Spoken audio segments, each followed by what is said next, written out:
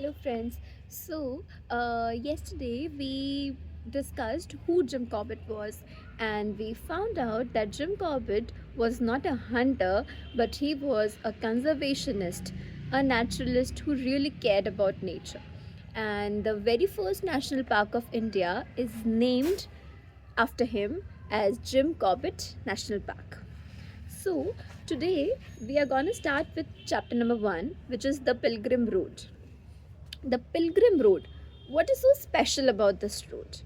It's not just a simple road, but it's a road which connects Haridwar to two major Hindu shrines, which are Kedarnath and Badrinath.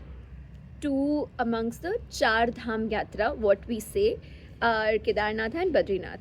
So the author talks about the Pilgrim Road. He talks about how that he talks about the geography of the place. He talks about the emotions, the atmosphere, how it connected not just villages, it connected a lot of pilgrims to the two shrines. It had spiritual significance. There were people, traders, villagers, who used to use this route to commute for their daily basis. In this chapter, he talks about Kalam Kala Kamli Vallahas in Rishikesh, who he says was a group of people who were responsible to feed the poor, who ran a lot of shrines in the place. Then he leads us to Lakshman Jhula. Lakshman Jhula is a suspension bridge crossing the river Ganga. And then he says that once you start walking from the left side, from the left bank of the Ganges, you walk for up to 3 days and you reach a Garhwal capital, which is known by the name of Srinagar, which is quite an historic, religious, and a trading center of the place, which holds a very important value in the hearts of Garhwal people. And he also discusses how this place got ruined by the dam which was broken, the bursting of a dam, like a really big dam known by the name of Gohna Lake Dam in 1894. This dam, caused by a landslide in the valley of the Birehi Ganga, a tributary of the Ganges, was 11,000 feet wide at the base, 2,000 feet wide at the summit, and 900 feet high when it burst. 10 billion cubic feet of water were released in the short space for 6 hours.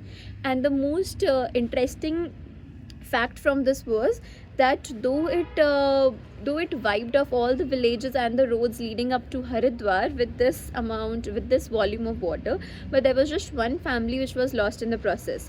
The family which actually returned after the danger zone signal was sent to people. Then from Srinagar, the author takes us to Chattikhal.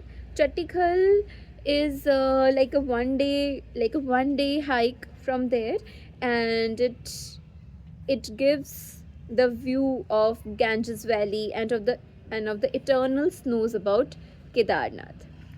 Then from Chattikhal, a day's march leads you to Golaparai. Golaparai is a row of grass thatched pilgrim shelters, a one roomed stone built house which has a drinking trough which is fed by the stream, the freshwater stream in summers, and that the pilgrims use for having water.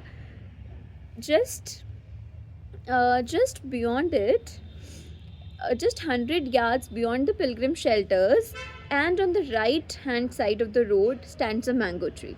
The mango tree has a home, a true story home, which belongs to a pandit, which is in a very calm and serene place.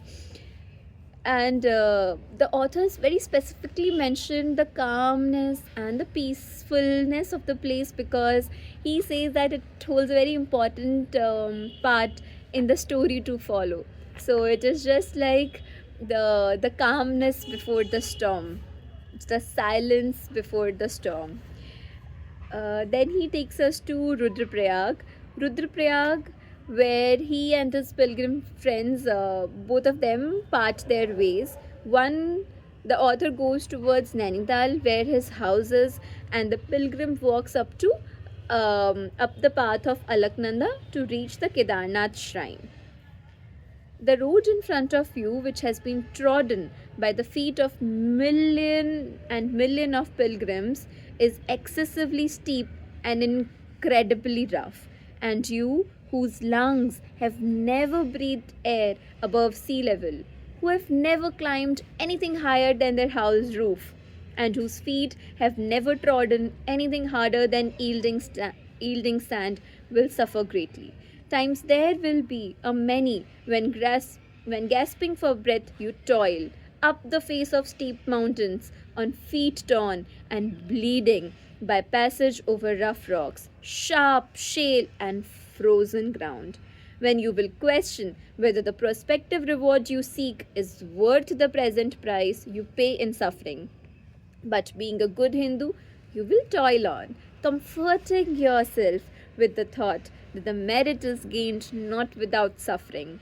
And the greater the suffering in the world, the greater the reward in the next.